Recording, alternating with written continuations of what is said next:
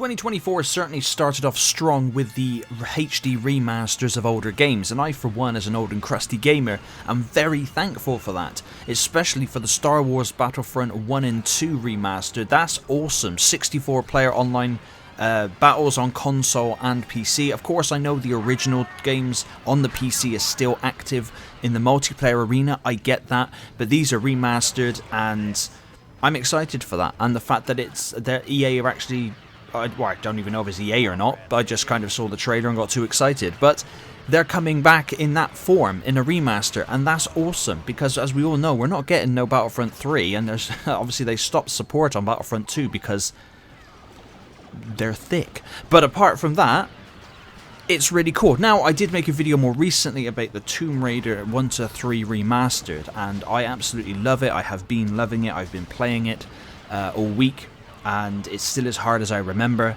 and I love it for that. But somebody commented in the video, it's no shade on him at all. He has got some fair points to a point, but I wanted to make a video talking about maybe to some people who don't understand why especially older gamers are more excited about these 30 quid remasters, these 20 to 30 quid remasters, than we are about these 70 quid AAA games being released.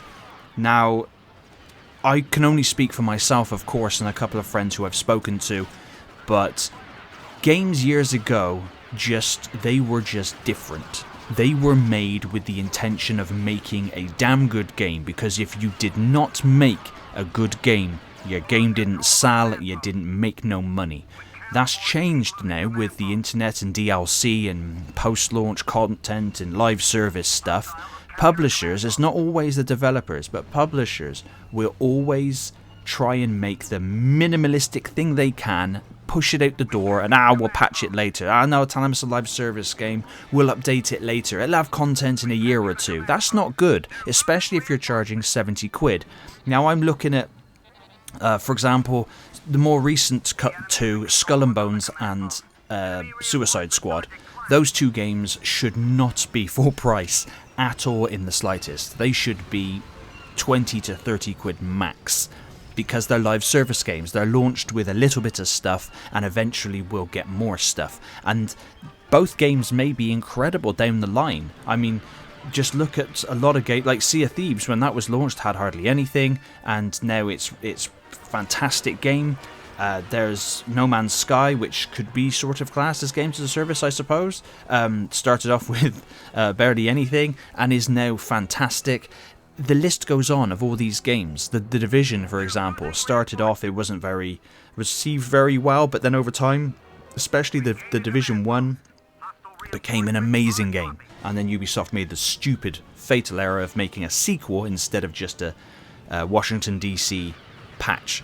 But that's a whole different kettle of fish. But here with the Star Wars 1 and 2, the Battlefront remasters, the reason why we're excited is because they're good games. And this guy made a point in the Tomb Raider video that this is why we're not getting good games at 70 quid, is because we're content with lazy remasters and remakes. And I disagree. I don't think they're lazy remasters or remakes. I think they are just remasters and remasters of old games.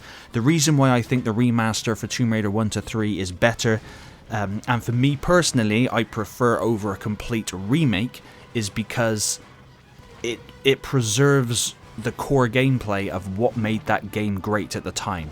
Not all mechanics from years ago age well. That is 100% true. I get that.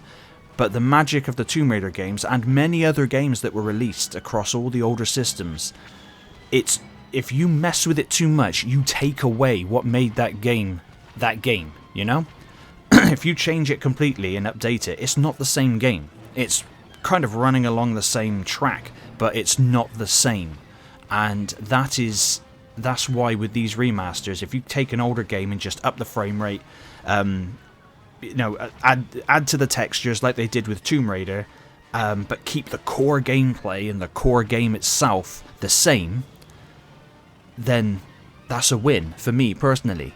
Now, it doesn't mean that you can take an absolutely crap game like Daikatana from years ago and make that great. You'd have to completely remake that, because that was a dumpster fire. But that's for me personally, that's why I think older gamers like myself get excited for these remasters, is because they are the games that we grew up with, the games that we love, and the games that we still play, but we are now able to play them just glossed over, and they haven't been messed with, so it's awesome. Now, that doesn't mean that remakes are a bad thing. The Resident Evil remakes and the Dead Space remake are phenomenal, 100%, and you know, I can't wait for more. I hope they remake Dead Space 2, but in all honesty, they could have taken the original Resident Evil 1, 2, and 3 and done what they did with Tomb Raider, and I'd still eat that up. I would still love that. That would be amazing. It's not going to happen, I don't think, because Capcom makes some really good decisions and then they make some really weird ones. But I think that's why. For me, speaking for me personally, I can't speak for everyone. Some people may disagree, and that's absolutely fine. You can disagree. That's the way the world works. It's all cool. But let me know in the comments down below. Are you excited for the Star Wars remasters and remasters in general? Or are you against them and you would prefer a complete remake at 70 quid release? I mean, I don't know about you, but if I can not spend 70 quid on a game, I'm not going to do it, because that's a lot of cheddar. But as always, thank you very much for watching. We've lost the command post.